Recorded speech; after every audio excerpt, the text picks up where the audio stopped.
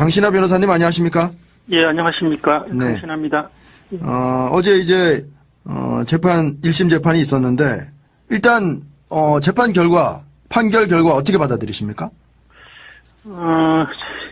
지금 뭐 대체적으로 블랙리스트 관련해서 유죄 판결을 받았지만 조윤선 그 문체부 장관에 대해서 무죄 네. 판결이 있었는데요. 네.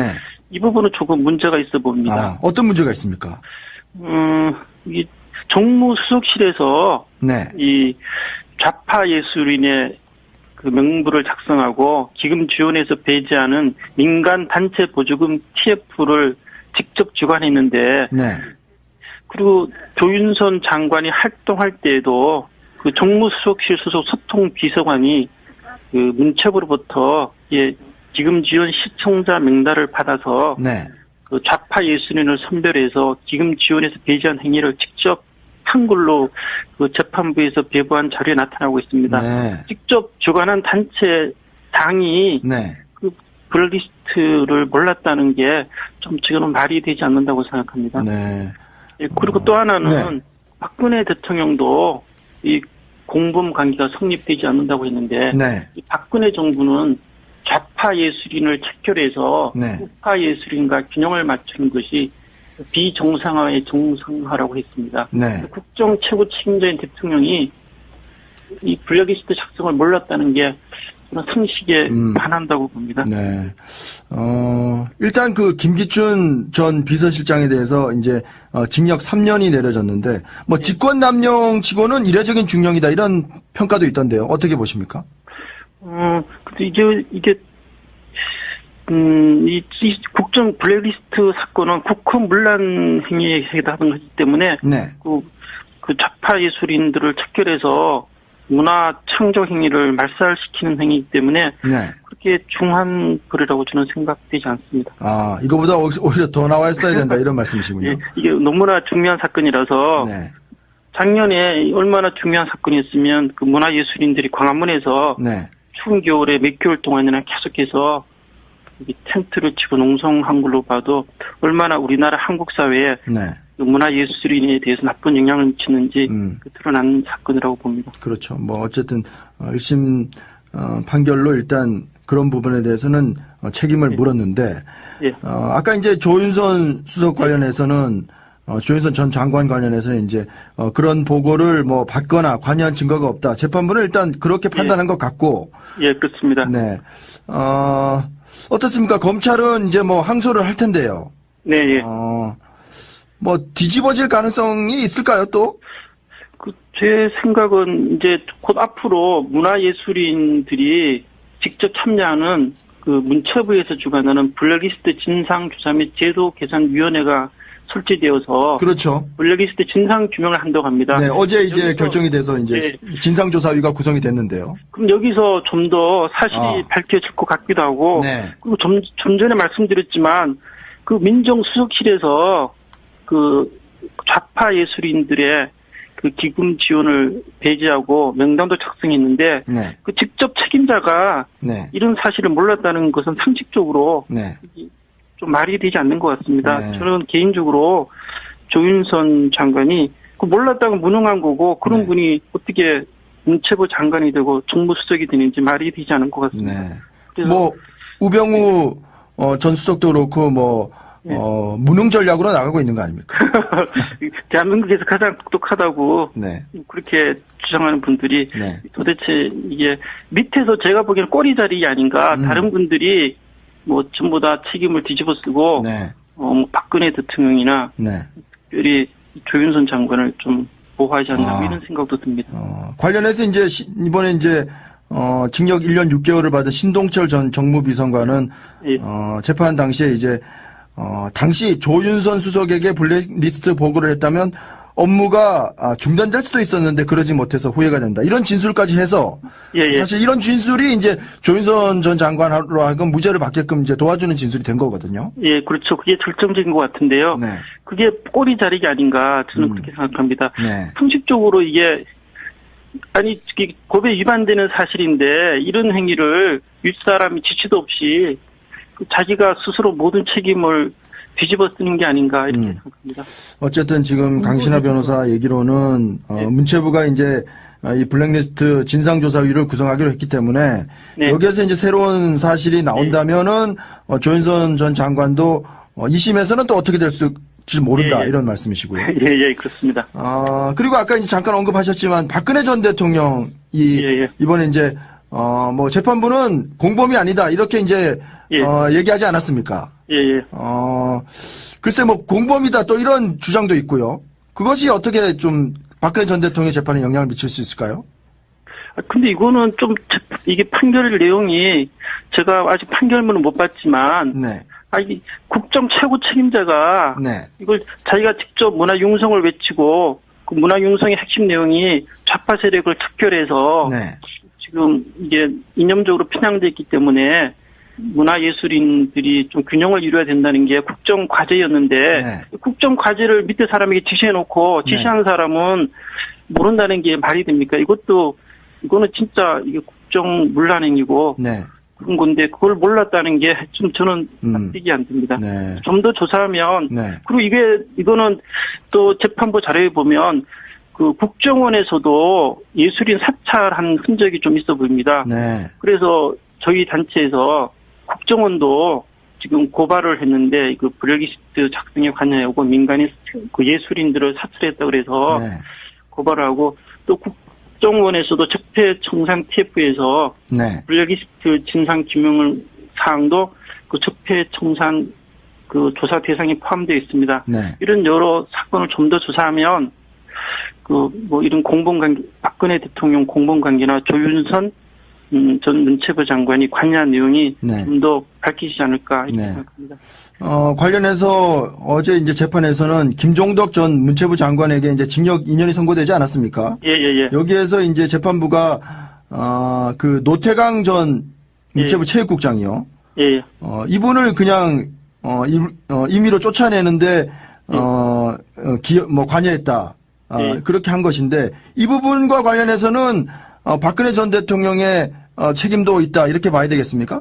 당연한 것 같습니다. 이게 공무원은 정치적 중립성이 보장되어서 신분 보장이 되는데 충성심이 부족하다 이렇게 해서 이거 뭐 그만 그 공무원 직위를 박탈한다는 것은 이게 있을 수 없는 일이고 꼭 집어서 여러 차례 이 사람을 계속 그 공무원에서 문체부에서 그만두게 하라고 지시했는데 이런 것 보면 이게 바로 직권남용인데 근데 법원 판결에 대해서 좀 아쉽습니다. 그 부분에 대해서 좀 더 면밀히 증거를 검토했더라면 그런 부분이 나오지 않았을 것 같습니다. 알겠습니다. 지금 블랙리스트 이 사건과 관련해서는 지금 문화예술인들이 정부를 상대로 지금 손해배상 소송 진행하고 있지 않습니까? 네, 어떻게 진행되고 있습니까, 지금? 지난 7월 3일에 1회 변론 기일이 진행되었습니다. 거기서 지금 감사원에서도 블랙리스트 사건 관련해서 문체부에 대해 감사를 했습니다. 그래서 그 감사 보고서가 나와 있는데요. 근데 저희들이 감사원에다가 이제 그 감사 결과 보고서를 복사를 신청하고 또 형사 사건의 어제 판결 그 형사 기록에 대해서도 복사를 신청해서 그 기록을 면밀히 검토를 해서 다시 아마 몇 개월 후에 변론이 재개되어서 재판이 진행될 것 같습니다. 그렇습니다. 그렇다고 한다면 이제 어제 이런 이제 블랙리스트 사건과 관련해서 다들 이제 중형을 선고받았기 때문에 이것과 관련해서 이제 이번에 문화예술인들의 어떤 집단 소송 여기에서 승소할 가능성이 있습니까? 저는 상당 부분 승소 가능성이 있다고 봅니다. 더구나 국정원이 예술인 사찰에 관련되었다 그러면 위자료 액수도 증액될 것 같습니다. 그리고 국정원에서도 좀 전에 말씀드렸지만 적폐청산 TF에서 블랙리스트 진상을 규명한다고 그랬으니까 이런 것을 또 보고서 저희들이 더 유리한 자료가 될 수 있을 것 같습니다. 지금 집단 소송에 참여한 분들이 한 460여 명 정도 되죠? 예. 1인당 위자료 액수가 얼마입니까? 지금은 100만 원을 청구했는데요. 구체적으로 기금 지원에서 배제되고 그런 증거를 확보하면 그 위자료 액수를 또 피해 액수를 증액할 예정입니다. 거기에 맞추어서. 어제 이제 재판부의 1심 판결이 나왔기 때문에 더 이 집단 소송에 참여하겠다는 예술인들이 더 나올 수도 있습니까? 지금 3차 소송을 진행 중인데요. 네. 아마 7월 31일 다음 주 월요일 날 네. 직접 피해를 입은 단체나 그 구성원을 중심으로 해서 네. 한 15명 부분이 다시 소송을 제기할 예정으로 있습니다. 그렇군요. 예. 강신하 변호사의 얘기대로라면 이것이 이제 민사소송에도 충분히 승산이 있다. 예, 저는 그렇게 생각합니다. 네, 이런 말씀이시군요. 알겠습니다. 블랙리스트와 담뱃값 두 가지로 뜨거웠습니다. 우선 문화예술인에 대한 지원 배제 명단이었던 이른바 블랙리스트 이 재판이 열렸는데 1심 선고가 내려졌는데 김기춘 전 청와대 비서실장은 징역 3년 받았고요. 조윤선 전 문체부 장관은 징역 1년에 집행유예 2년. 그러니까 2년을 별 문제 일으키지 않고 지내면 징역을 면해주는 거죠. 따라서 어제 바로 석방이 됐습니다. 사실은 국정농단 사건에서 이 블랙리스트가 차지하는 비중이 작지 않았기 때문에 어제 이 1심 재판 결과 놓고 논란이 뜨거운데요. 블랙리스트와 담뱃값 이 두 가지 쟁점에 대한 이분 입장을 좀 듣고 싶습니다. 정의당 노회찬 원내대표 연결해보죠. 노회찬 의원님 안녕하세요. 네, 안녕하십니까. 먼저 블랙리스트 1심 판결에 대한 총평 어떻게 보셨어요? 네, 아주 우리 국민들을 놀라게 하는 판결이 나왔다고 저는 생각되고요. 많은 분들이 지금 실망했을 것 같은데 결국 이 판결대로 하자면은 조윤선 전 장관은 투명인간이었다. 투명인간이었다? 예, 상황을 보고는 있었지만 아무런 역할을 하지 않았고 할 수 없는 상태였다는 거거든요. 어허. 지금 보면은 위증죄만 이제 인정을 하고 예. 직권남용 즉 블랙리스트를 갖다가 이렇게 블랙리스트에 의해서 지원 배제가 관철되는 데 대해서 아무런 역할도 하지 않았다라는 거거든요. 그때는 아무런 역할을 하지 않았고 오로지 그 청문회 나왔을 때 국정농단 청문회 나왔을 때 블랙리스트를 알면서도 존재를 알면서도 모른 척한 대답한 거 그것만 유죄가 나왔어요. 근데 아무 역할을 하지 않았다는 것 자체가 이제 납득되지 않는 것이 예. 실제로 이제 이 블랙리스트를 갖다가 이렇게 이 방침에 따라서 이렇게 어디는 돈을 더 주고 어디는 더 주고 작업을 한 그 TF가 예. 민간단체 보조금 TF가 정무수석실 산하에 있었거든요. 비록 그것이 조윤선 장관이 정무수석 되기 전부터 예. 정무수석실에 배치가 돼 있었다 하더라도 예. 자기가 정무수석인 상태에서 그것이 진행되고 집행되는 걸 다 알고 있었거든요. 그렇다면 그걸 중단시킬 권한도 있는 거거든요. 이 봐가지고 의무도 있는 것이고. 이게 문제가 있으면 중단시켰어야 되는데 그걸 하지 않은 것도 이것도 죄다 신고유기다. 그렇죠. 그것도 직권남용에 속하는 것이죠. 그것이 진행되게 방조한 것이기 때문에. 예. 그러니까 공범관계에 있다고 봐야 되는. 김기춘이 이제 지시하고 다 했다라고 이번에 인정했는데. 예. 그 김기춘의 공범관계에 있는 게 조윤선 전 정무수석이었고 문체부 장관이 된 이후에도. 예. 계속해서 그걸 실행을 했기 때문에 그 공범관계를 인정해야 되는데 그걸 안 했다는 게 저는 가장 큰 판결의 문제라고 봅니다. 그렇게 보시는 거군요. 그러니까 법원에서는 조윤선 장관은 존재는 알았다. 그러니까 정무수석으로 왔을 때 또 문체부 장관으로 왔을 때 다 있다는 건 알았지만 그거를 만들라고 지시한 적도 없고 지휘 감독한 증거도 못 찾았다. 결국은 증거가 없어서 무죄. 이렇게 된 거예요. 정말로 증거가 없었던 건 아닐까요, 의원님? 아니요. 증거가 없었다는 것이 일단은 위증을 인정했다는 자체가 그 존재를 알았다는 것 아닙니까? 존재가 알았다는 거는 법원도 인정했습니다. 예. 예. 알았다면은 그 다음에 해야 할 일은 그 부당한 일이 계속해서 진행되는 걸 방치할 거냐. 예. 아니면 그걸 중단시킬 거냐인데. 예. 조윤선 정무수석은 그 방치하는 쪽을 택했던 것이고, 그걸 방치했다는 것은 그 범죄 행위에 대한 방조 행위가 되는 것이죠. 방조. 그러니까 공범관계가 되는 것이죠. 애초에 그것이 누구 아이디어였느냐만 따질 문제는 아니라는 거죠. 그렇게 보시는 거군요. 그럼 이번 판결 보면서 뭔가 좀 모순됐다 이런 생각을 계속 하실 수밖에 없는 거예요. 어떤 분은 그런 얘기도 하세요. 지금 청취자 문자가 막 들어오는데 김앤장의 승리다 이런 얘기도 동의하세요? 예, 그렇게도 볼 수 있고요. 이것이 팔이 안으로 굽는 그런 판결 아니냐. 그건 무슨 말씀이십니까? 법조인 출신들끼리 이제 봐주고 하는 그런 관계 아니냐라는 그런 의혹을 살 수도 있는 거죠. 그래요. 그러니까 이것이 공정한 재판이었다고 지금 많은 국민들이 느껴지지 않는 거고 그 무죄의 근거가 납득이 되지 않는다는 뜻이죠. 예, 알겠습니다. 어쨌든 이 블랙리스트 판결 1심 판결 특검에는 적지 않은 충격을 줄 수밖에 없습니다. 왜냐하면 특검에서는 김기춘 6년 7년이군요. 징역 7년. 조윤선 징역 6년 구형했었는데 지금 조윤선 장관은 아예 집유가 나왔고 김기춘 실장도 3년밖에 안 나왔어요. 이거 앞으로 줄줄이 다른 재판에도 타격을 주는 거, 영향을 주는 거 아닙니까? 그렇습니다. 이것은 뭐 심지어는 뭐 박근혜 전 대통령 재판에까지 영향 인식의 그 판결을 계속 법원이 유지한다면, 예. 재판부가 유지한다면은 그런 영향을 줄 가능성이 있죠. 그렇죠. 박근혜 전 대통령 어제 선고 결과 듣고 이거 한숨 돌렸을 가능성도 있어요. 그렇습니다. 네. 그래서 이것이 이제 너무 그 역할이라거나 책임에 대해서 예. 축소해서 이렇게 이 재단을 했다. 이렇게 보여집니다. 굉장히 보수적인 판결을 내린 것이 아니냐. 이게 지금 기조 아니냐, 이 재판에 혹시. 그걸 보여주는 건 아니냐. 이 부분에서 국민들이 지금 분노하고 우려하고 있는 것 같습니다. 정의당 노회찬 대표, 원내대표 만나고 있습니다. 노 원내대표님. 네. 나오신 김에 또 하나의 큰 이슈 하나 짚어봤으면 좋겠습니다. 이 담배값 인하 네네. 문제요. 예, 예. 자유한국당이 발의를 했습니다. 4,500원이던 걸 2,000원으로 인하하는 안. 어떤 입장이세요?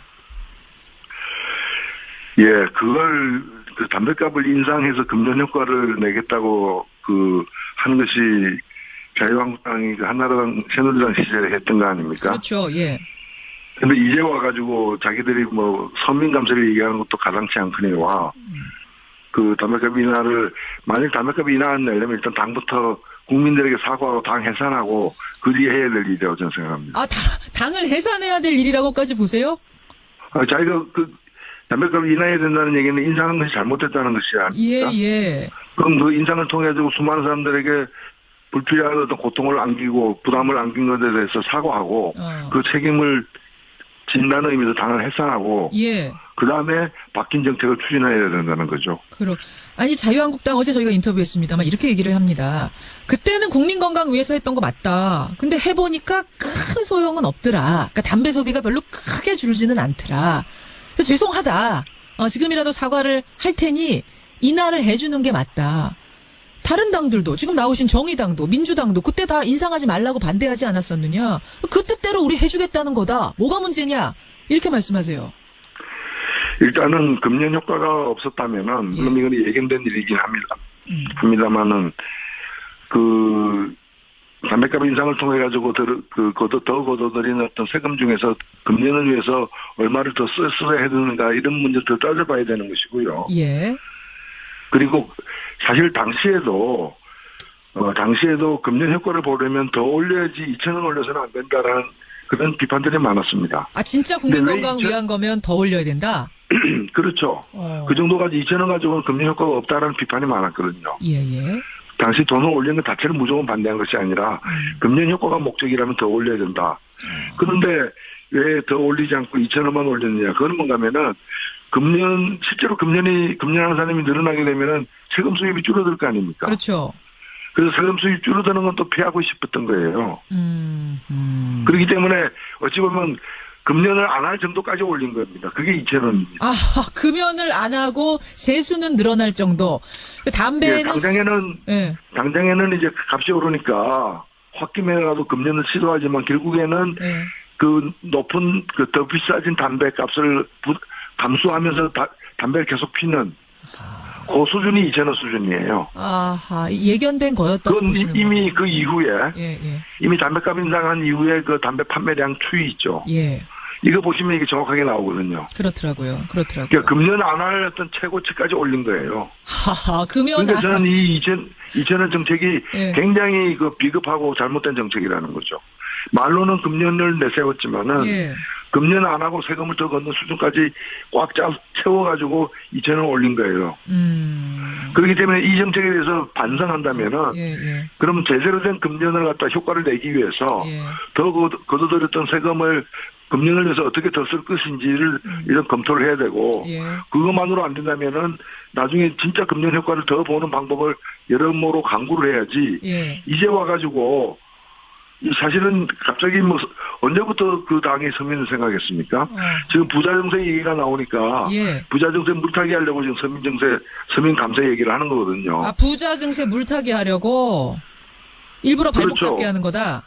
그렇죠. 그러니까 지금 부자 증세할 때가 아니다. 예, 또 그 부자 증세를 정면으로 반박하기 힘들기 때문에 눈을 돌리고 이제 서민 감세로 하자라고 이제 지금 그 서민 부담을 줄이자라는 건데 저는 이제 이 담배값 인상을 주도했던 당으로서 할 처사가 아니다라고 봅니다. 처사가 아니라고. 근데 이제 청취자 문자도 들어옵니다만, 뭐 나는 자유한국당 지지자는 아니다. 하지만 담배를 피는 사람으로서 담배값 인하해준다니 어쨌든 좋다. 정의당, 민주당도 그때 올려서는 안 된다고 했던 것이니까 다시 어쨌든 원상복귀하자. 이런 의견도 들어오긴 해요. 이게 당시에 2,000원 더 인상을 갖다가 안 한 상태라면 모르겠는데, 당시에 아예. 담배값 인상을 하지 않은 상태라면 모르겠는데, 인상한 뒤에 다시 인하한다는 얘기는, 국민 여러분, 이제 담배값이 인하돼서 담배 좀 피세요. 담배 좀 더 피세요. 오히려. 그 담배 가격이 부담스러운 청소년 여러분, 이제 싼 담배가 공급되니까 청소년들 마음 먹고 피세요. 지금 흡연을 독려하는 거예요. 청소년 흡연 독려 캠페인이라고 보세요, 인하는? 예, 이거는 범죄행위입니다. 알겠습니다. 사실은. 애초에 효과가 없다면은 올리는 걸 담배값 인상을 신중하게 더 검토해서 금리 효과를 갖다 내는 방법이 뭘까를 시간 갖고 더 검토해야 되는데 더 크게 올려놓고 효과 없다고 또 내리면은 내리는 것 자체는 흡연 독려 캠페인을 하는 거거든요. 사실 이제 담배값에다가 이제 아름다운 평온 이런 그림을 넣어야 되는데요. 담배 피면 행복해진다. 지금 자유한국당이 얘기한 게 그거 얘기예요.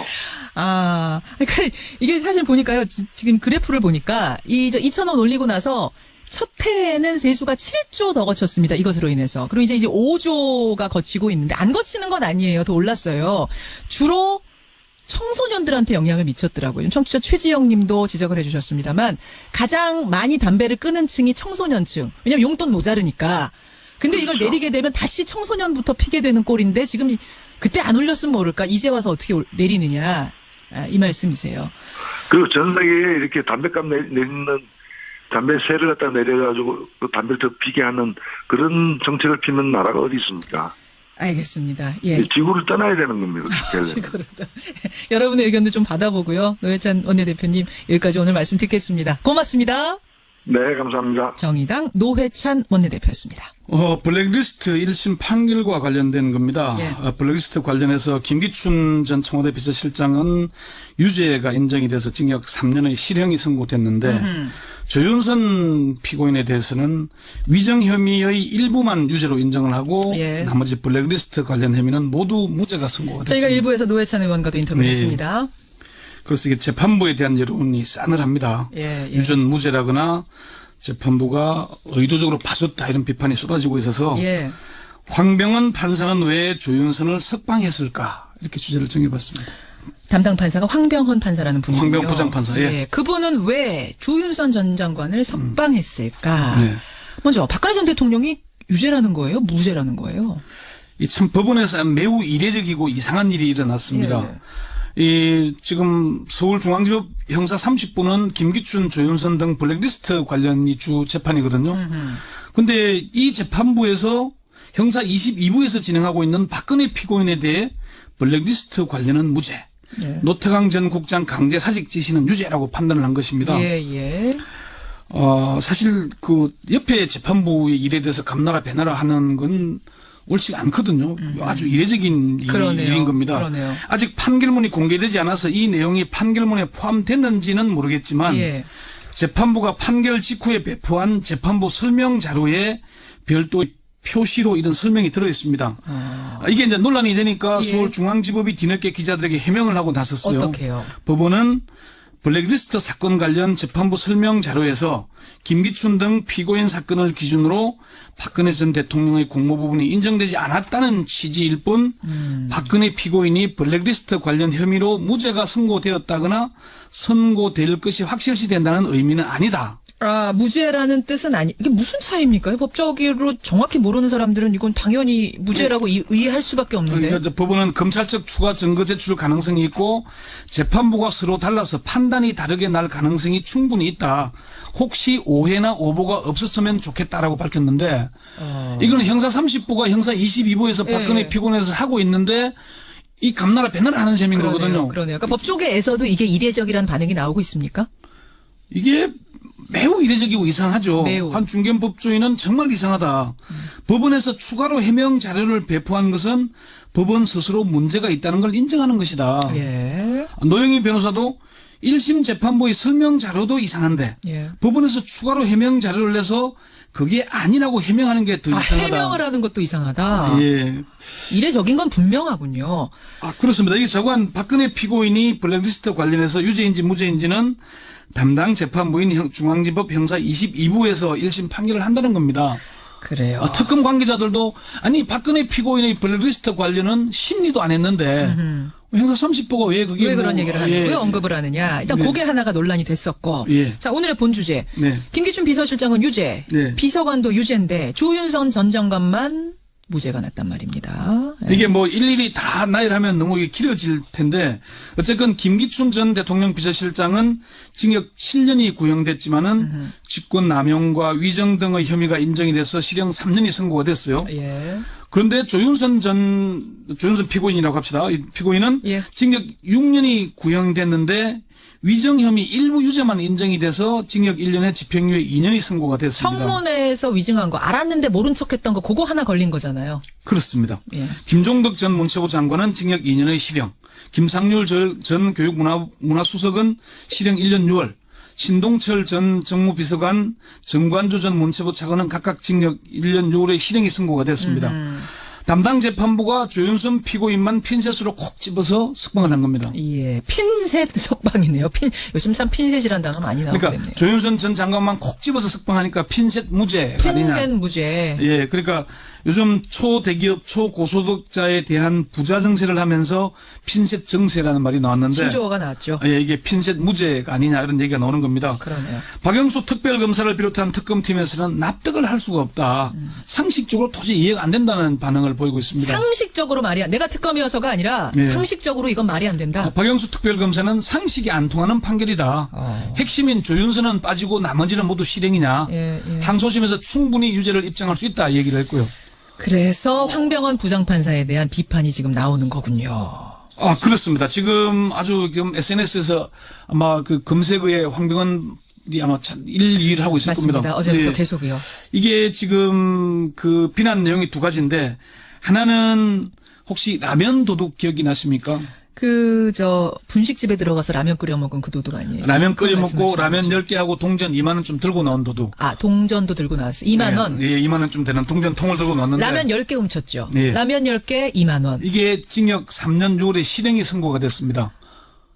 근데 물론 이 실형 부분은 위헌이 판결이 났어요. 나중에는. 예, 특가법이 위헌이다라고 해서 아마 이 법령은 고치고 있는데 최초 판결은 어쨌든 징역 3년 6월이었습니다. 예, 그런데 이게 이제 황 부장 판사가 판결한 것처럼 비교를 해서 이제 비난 여론이 돌고 있는데 제가 이 새벽까지 아무리 확인을 해봐도 황 부장 판사가 내린 판결인지는 아직 확인이 되지 않았습니다. 아직은 팩트 못 찾으셨어요. 예, 예. 이거는 찾으면 알려주세요. 예, 다른 하나는 황병원 부장 판사가 최순실 사태에 분노해서 검찰청사에 포크레인을 몰고 돌진한 그 40대 남자에 대해서 있었죠. 예, 징역 2년의 실형을 선고했거든요. 그거는 황 판사가 한 게 맞습니까? 네, 맞습니다. 그러니까 이 판결과 조윤선 피고인의 블랙리스트 무죄를 비교하면서 예. 황 부장 판사에 대한 비판 여론이 높아지고 있습니다. 아주 높습니다, 지금. 그렇더라고요. 예, 예. 예. 뭐 심지어 뭐 판사 끝나고 김현장 취직 준비하는 것도 아니고 그런 얘기까지 나와요? 뭐 그런 판결을 할 수 있냐 이런 얘기들이 쏟아지고 있습니다. 자, 특검이 어떻게 항소합니까? 네. 박영수 특별검사는 당연히 항소할 것이다. 그래서 유죄를 입증할 것이라고 자신감을 나타내고 있고요. 예, 예. 따라서 피고인들도 항소할 것이고 블랙리스트 재판은 2라운드에 접어들게 됐습니다. 특검의 한 관계자는 축구로 치자면은 이제 전반전이 끝났을 뿐이다. 전반전. 경기가 끝난 게 아니다. 후반전을 지켜봐 달라라고 얘기를 했습니다. 오늘의 Y. 자, 예. 그렇다면 재판부는 왜 비서관이고 뭐고 다 실형인데 조윤선 피고인만 무죄를 내렸을까? 석방했을까? 왜입니까?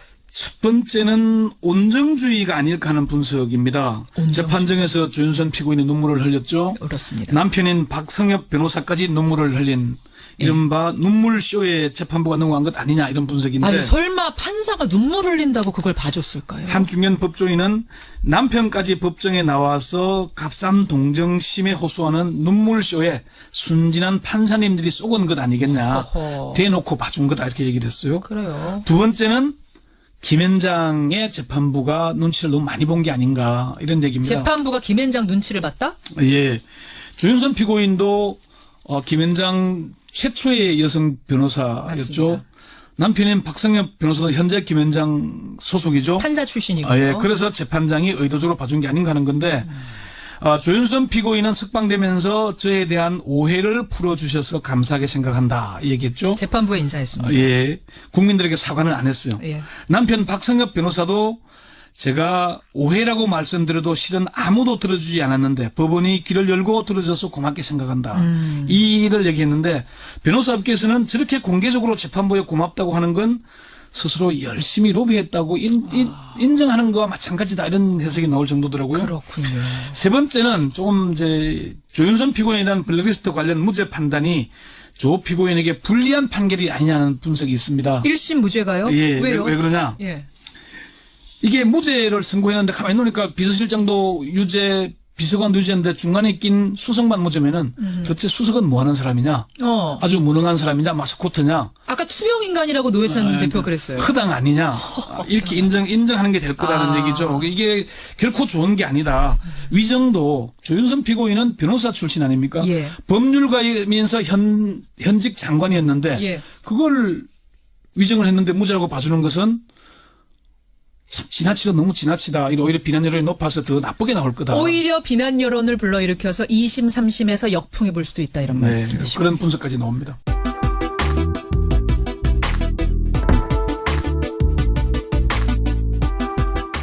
뜨거운데요.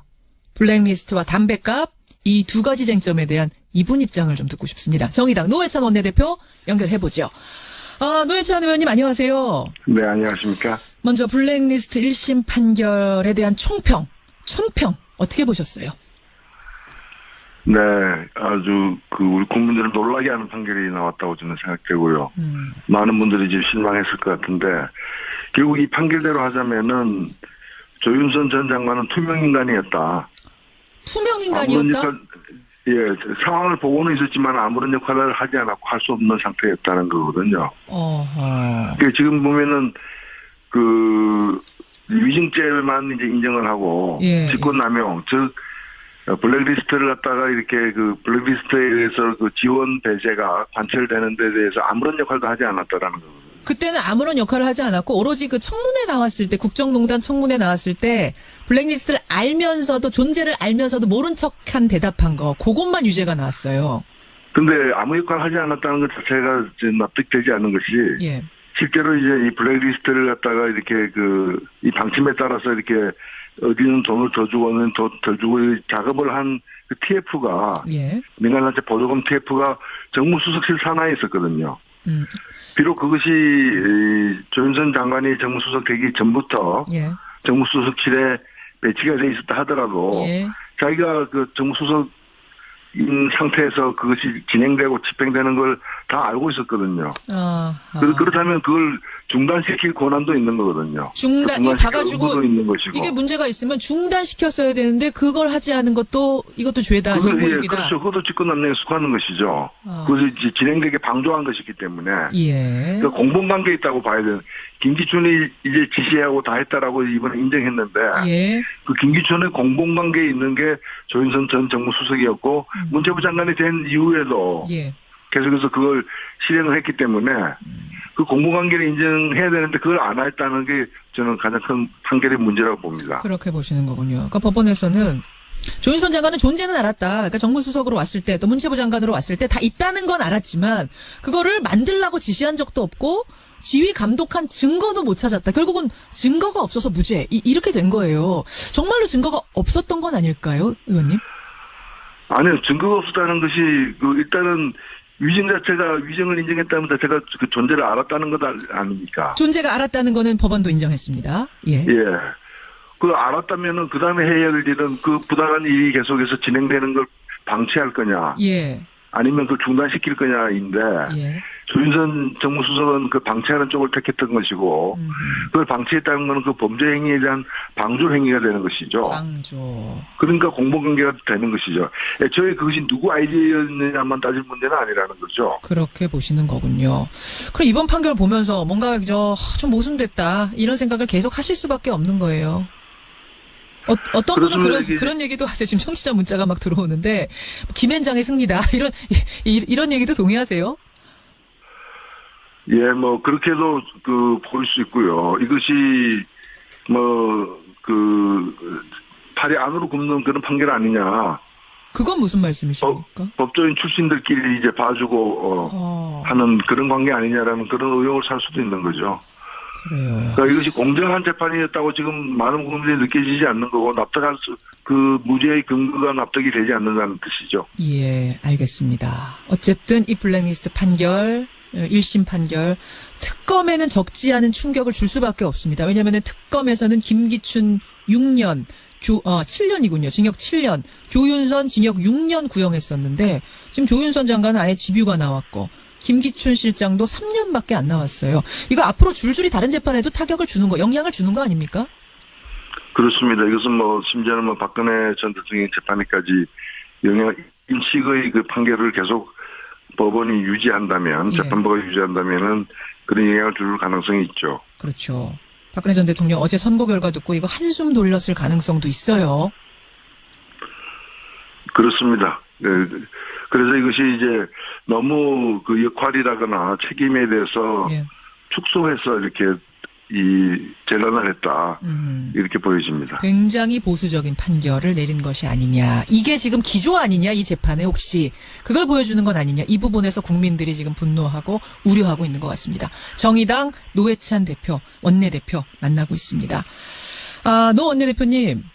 네. 나오신 김에 또 하나의 큰 이슈 하나 짚어봤으면 좋겠습니다. 이 담배값 인하 네, 문제요. 예. 자유한국당이 발의를 했습니다. 4,500원이던 걸 2,000원으로 인하하는 안. 어떤 입장이세요? 예, 그걸 담배값을 인상해서 금전 효과를 내겠다고 하는 것이 자유한국당이 한나라당 새누리당 시절에 했던 거 아닙니까? 그렇죠. 예. 근데 이제 와가지고 자기들이 공범이다 또 이런 주장도 있고요. 그것이 어떻게 좀 박근혜 전 대통령 재판에 영향을 미칠 수 있을까요? 근데 이거는 좀 이게 판결 내용이 제가 아직 판결문은 못 봤지만 네. 국정 최고 책임자가 네. 이걸 자기가 직접 문화 융성을 외치고 그 문화 융성의 핵심 내용이 좌파 세력을 특별해서 네. 지금 이게 이념적으로 편향돼 있기 때문에 문화예술인들이 좀 균형을 이루어야 된다는 게 국정 과제였는데 네. 국정 과제를 밑에 사람에게 지시해놓고 지시한 사람은 모른다는 게 말이 됩니까? 이거는 진짜 이게 국정 문란행위고 네. 그런 건데 그걸 몰랐다는 게 좀 저는 납득이 안 됩니다. 네. 좀 더 조사하면 네. 그리고 이거는 또 재판부 자료에 보면 그 국정원에서도 예술인 사찰한 흔적이 좀 있어 보입니다. 네. 그래서 저희 단체에서 국정원도 지금 고발을 했는데 그 블랙리스트 작성에 관여하고 민간인 그 예술인들을 사찰했다 그래서 네. 고발을 하고 또 국정원에서도 적폐청산 TF에서 네. 블랙리스트 진상 규명 사항도 그 적폐청산 그 조사 대상에 포함되어 있습니다. 네. 이런 여러 사건을 좀 더 조사하면 이런 공범관계, 박근혜 대통령 공범관계나 조윤선 전 문체부 장관이 관여한 내용이 네. 좀 더 밝히지 않을까 이렇게 네. 생각합니다. 관련해서 어제 이제 재판에서는 김종덕 전 문체부 장관에게 이제 징역 2년이 선고되지 않았습니까? 예. 여기에서 이제 재판부가 그 노태강 전 문체부 체육국장이요. 예. 이분을 그냥 임의로 쫓아내는데 관여했다. 예. 그렇게 한 것인데 이 부분과 관련해서는 박근혜 전 대통령의 책임도 있다 이렇게 봐야 되겠습니까? 당연한 것 같습니다. 이게 공무원은 정치적 중립성이 보장되어서 신분 보장이 되는데 네. 충성심이 부족하다 이렇게 해서 이거 그만 그 공무원 직위를 박탈한다는 것은 네. 이게 있을 수 없는 일이고 꼭 집어서 여러 차례 이 사람을 계속 그 공무원에서 그 네. 문체부에서 그만두게 하라고 지시했는데 네. 이런 것 보면 이게 바로 직권남용인데 네.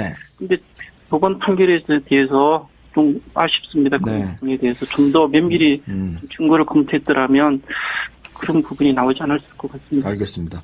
예. 지금 블랙리스트 이 사건과 관련해서는 지금 문화예술인들이 정부를 상대로 지금 손해배상 소송 진행하고 있지 않습니까? 예. 네. 어떻게 진행되고 있습니까, 지금? 지난 7월 3일에 1회 변론 기일이 진행되었습니다. 네. 거기서 지금 감사원에서도 블랙리스트 사건 관련해서 문체부에 대해 감사를 했습니다. 그래서 그 감사 보고서가 나와 있는데요. 네.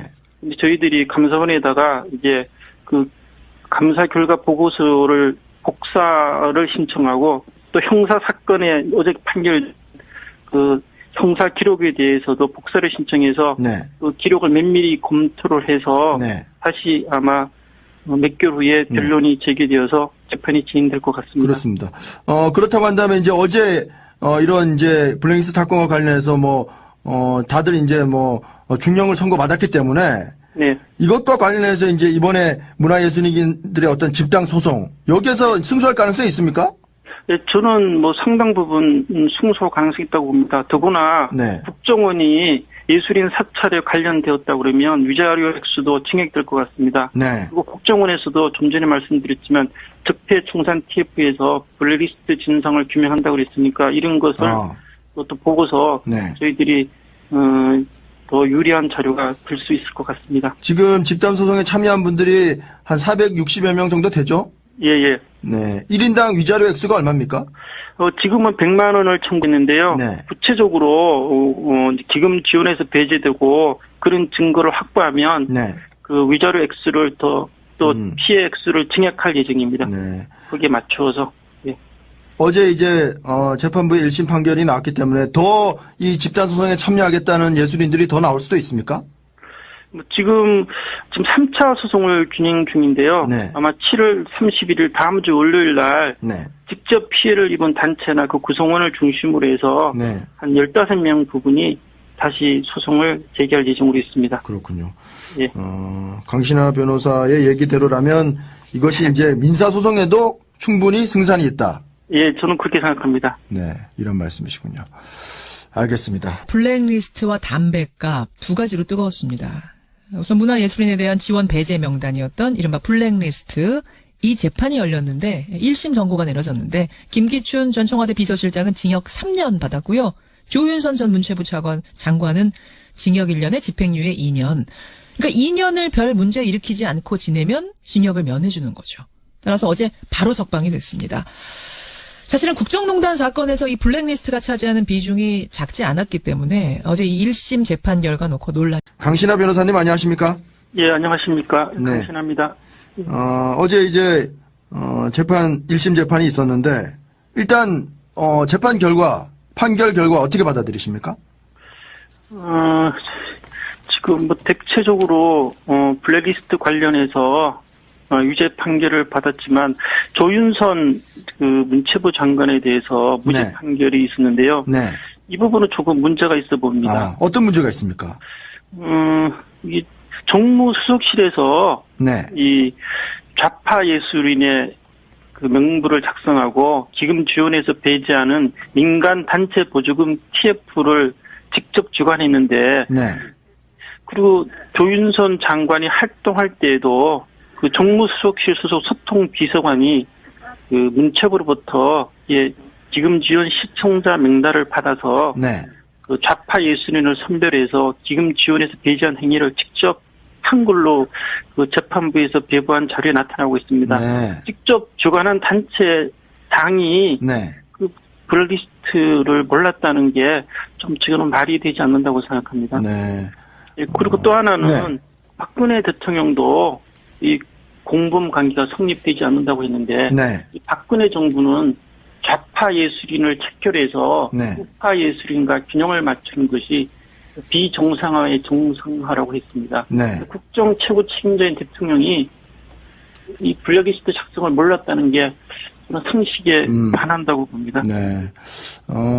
일단 그 김기춘 전 비서실장에 대해서 이제 징역 3년이 내려졌는데 직권 남용치고는 이례적인 중형이다 이런 평가도 있던데요. 어떻게 보십니까? 근데 이게 이 국정 블랙리스트 사건은 국허문란 행위에 해당하기 때문에 네. 그 좌파 예술인들을 척결해서 문화 창조 행위를 말살시키는 행위이기 때문에 네. 그렇게 중한 거리라고 저는 생각되지 않습니다. 이거보다 오히려 더 나왔어야 된다 이런 말씀이시군요. 예, 이게 너무나 중요한 사건이라서 네. 작년에 얼마나 중요한 사건이었으면 그 문화예술인들이 광화문에서 네. 추운 겨울에 몇 개월 동안이나 계속해서 이 텐트를 치고 농성한 걸로 봐도 얼마나 우리나라 한국 사회에 네. 그 문화예술인에 대해서 나쁜 영향을 미치는지 드러난 사건이라고 봅니다. 그렇죠. 뭐 어쨌든 1심 판결로 일단 그런 부분에 대해서는 책임을 물었는데 예. 아까 이제 조윤선 수석 관련해서는 조윤선 전 장관 관련해서는 이제 그런 보고를 뭐 받거나 관여한 증거가 없다. 재판부는 일단 그렇게 판단한 것 같고. 예, 그렇습니다. 네. 어떻습니까? 검찰은 이제 뭐 항소를 할 텐데요. 네, 예. 뭐 뒤집어질 가능성이 있을까요, 또? 제 생각은 이제 곧 앞으로 문화예술인들이 직접 참여하는 그 문체부에서 주관하는 블랙리스트 진상조사 및 제도개선위원회가 설치되어서 그렇죠. 블랙리스트 진상 규명을 한다고 합니다. 네, 어제 이제 여기서, 결정이 돼서 이제 네. 진상조사위가 구성이 됐는데요. 그럼 여기서 좀 더 사실이 밝혀질 것 같기도 하고, 네. 그리고 좀 전에 말씀드렸지만 그 민정수석실에서 그 좌파 예술인들의 그 기금 지원을 배제하고 명단도 작성했는데 네. 그 직접 책임자가 네. 이런 사실을 몰랐다는 것은 상식적으로 네.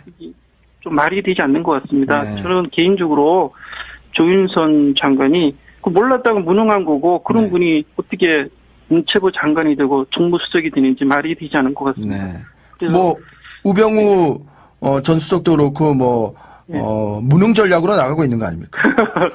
대한민국에서 가장 똑똑하다고 네. 그렇게 주장하는 분들이 네. 도대체 이게 밑에서 제가 보기에는 꼬리 자리 아닌가. 다른 분들이 뭐 전부 다 책임을 뒤집어 쓰고 네. 뭐 박근혜 대통령이나 네. 특별히 조윤선 장관을 좀 보호하지 않나 이런 생각도 듭니다. 관련해서 이제 이번에 이제 징역 1년 6개월을 받은 신동철 전 정무비서관은 예. 재판 당시에 이제 당시 조윤선 수석에게 블랙리스트 보고를 했다면 업무가 중단될 수도 있었는데 그러지 못해서 후회가 된다. 이런 진술까지 해서 예, 예. 사실 이런 진술이 이제 조윤선 전 장관으로 하여금 무죄를 받게끔 이제 도와주는 진술이 된 거거든요. 예, 그렇죠. 그게 절정적인 것 같은데요. 네. 그게 꼬리 자리가 아닌가 저는 그렇게 생각합니다. 네. 상식적으로 이게 아니 법에 위반되는 사실인데 이런 행위를 윗사람이 지시도 없이 자기가 스스로 모든 책임을 뒤집어 쓰는 게 아닌가 이렇게 생각합니다. 어쨌든 지금 강신하 변호사 얘기로는 문체부가 이제 이 블랙리스트 진상조사위를 구성하기로 했기 때문에 네. 여기에서 이제 새로운 사실이 나온다면은 조윤선 전 장관도 2심에서는 또 어떻게 될지 모른다 예, 예. 이런 말씀이시고요. 예, 그렇습니다. 그리고 아까 이제 잠깐 언급하셨지만 박근혜 전 대통령이 예. 이번에 이제 뭐 재판부는 공범이 아니다 이렇게 이제 얘기하지 않았습니까? 예. 글쎄 뭐 국민감사를 얘기하는 것도 가당치 않거니와 그 담배값 인하를 만약 담배값 인하 내려면 일단 당부터 국민들에게 사과하고 당 해산하고 그 뒤에 해야 될 일이라고 저는 생각합니다. 당을 해산해야 될 일이라고까지 보세요? 자기가 그 담배값을 인하해야 된다는 얘기는 인상하는 것이 잘못됐다는 것이 아닙니까? 예. 그럼 그 인상을 통해 가지고 수많은 사람들에게 불필요한 어떤 고통을 안기고 부담을 안긴 것에 대해서 사과하고 그 책임을 진다는 의미에서 당을 해산하고 예. 그다음에 바뀐 정책을 추진해야 된다는 거죠. 아니 자유한국당 어제 저희가 인터뷰했습니다만 이렇게 얘기를 합니다. 그때는 국민 건강 위해서 했던 거 맞다. 근데 해보니까 큰 소용은 없더라. 그러니까 담배 소비가 별로 크게 줄지는 않더라. 그래서 죄송하다. 지금이라도 사과를 할 테니 인하를 해주는 게 맞다. 다른 당들도 지금 나오신 정의당도 민주당도 그때 다 인상하지 말라고 반대하지 않았었느냐. 그 뜻대로 우리 해주겠다는 거다. 뭐가 문제냐. 이렇게 말씀하세요. 일단은 금년 효과가 없었다면은 물론 이건 예견된 일이긴 합니다만은 그 담배값 인상을 통해 가지고 더 걷어들이는 어떤 세금 중에서 금년을 위해서 얼마를 더 써야 되는가 이런 문제도 따져봐야 되는 것이고요. 예.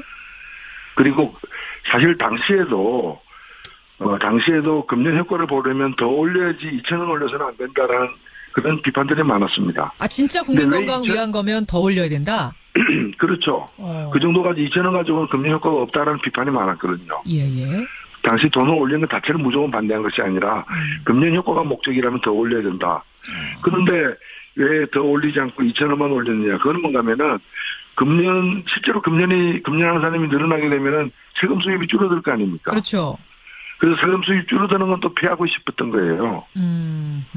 그렇기 때문에 어찌 보면 금년을 안 할 정도까지 올린 겁니다. 그게 2,000원입니다. 아, 금연을 안 하고 세수는 늘어날 정도.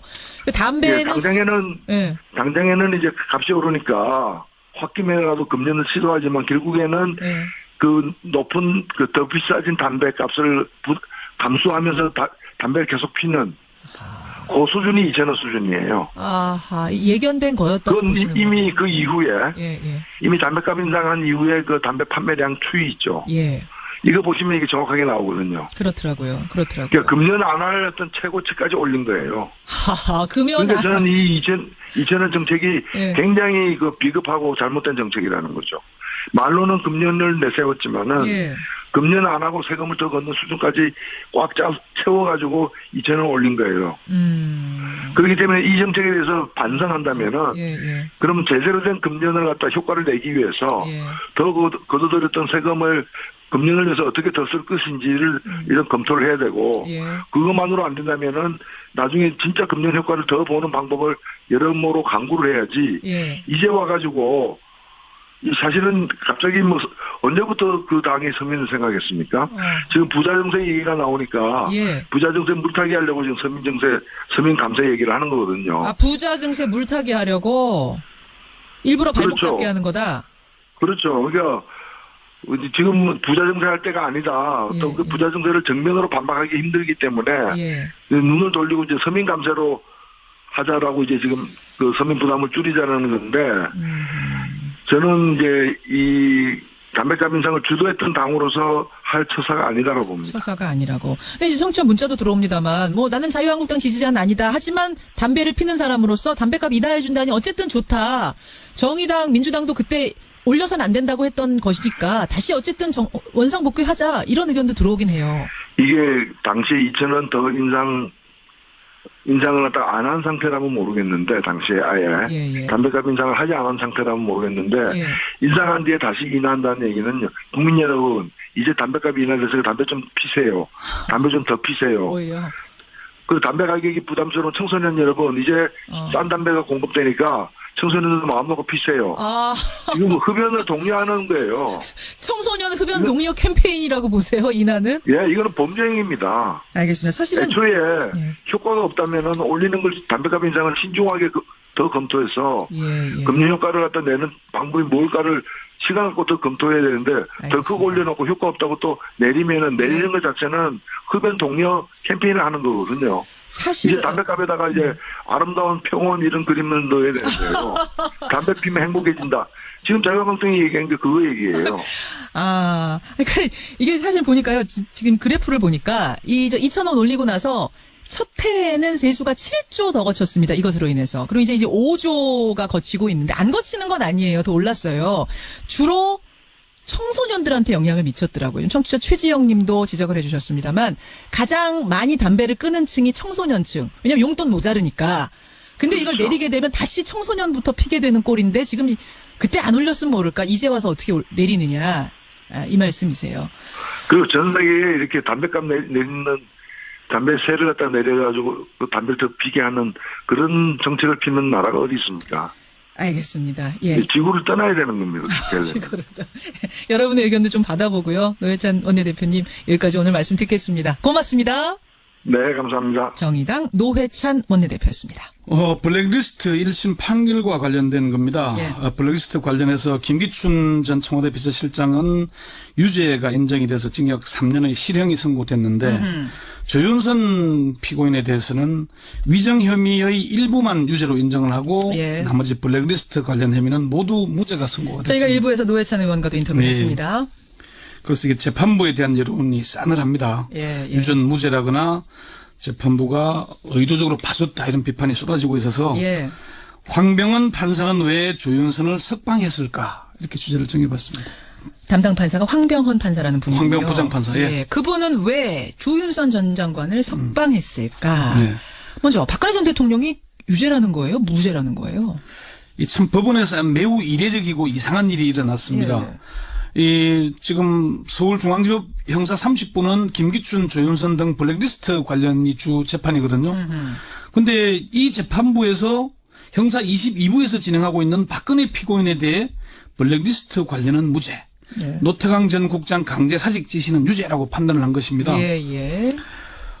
사실 그 옆에 재판부의 일에 대해서 감나라 배나라 하는 건 옳지가 않거든요. 아주 이례적인 그러네요. 일인 겁니다. 그러네요. 아직 판결문이 공개되지 않아서 이 내용이 판결문에 포함됐는지는 모르겠지만 예.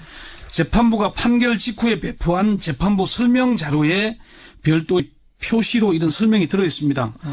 이게 이제 논란이 되니까 예. 서울중앙지법이 뒤늦게 기자들에게 해명을 하고 나섰어요. 어떻게요? 법원은 블랙리스트 사건 관련 재판부 설명 자료에서 김기춘 등 피고인 사건을 기준으로 박근혜 전 대통령의 공모 부분이 인정되지 않았다는 취지일 뿐 박근혜 피고인이 블랙리스트 관련 혐의로 무죄가 선고되었다거나 선고될 것이 확실시 된다는 의미는 아니다.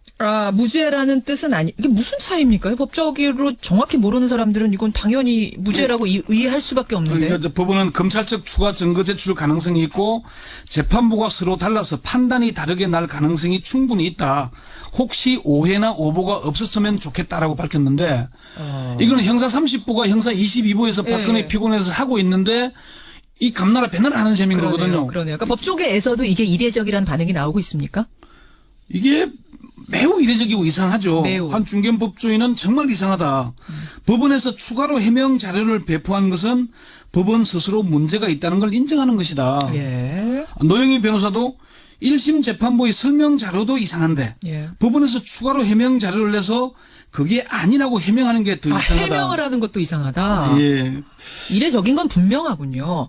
그렇습니다. 이게 저건 박근혜 피고인이 블랙리스트 관련해서 유죄인지 무죄인지는 담당 재판부인 중앙지법 형사 22부에서 1심 판결을 한다는 겁니다.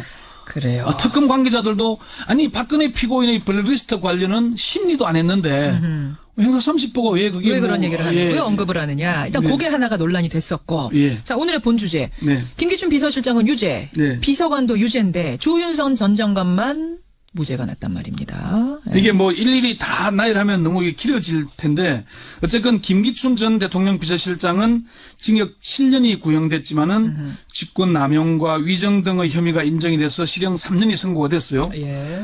그런데 조윤선 피고인이라고 합시다. 이 피고인은 예. 징역 6년이 구형됐는데 위정 혐의 일부 유죄만 인정이 돼서 징역 1년에 집행유예 2년이 선고가 됐습니다. 청문회에서 위증한 거 알았는데 모른 척했던 거 그거 하나 걸린 거잖아요. 그렇습니다. 예. 김종덕 전 문체부 장관은 징역 2년의 실형, 김상률 전 교육문화수석은 실형 1년 6월, 신동철 전 정무비서관, 정관조 전 문체부 차관은 각각 징역 1년 6월의 실형이 선고가 됐습니다.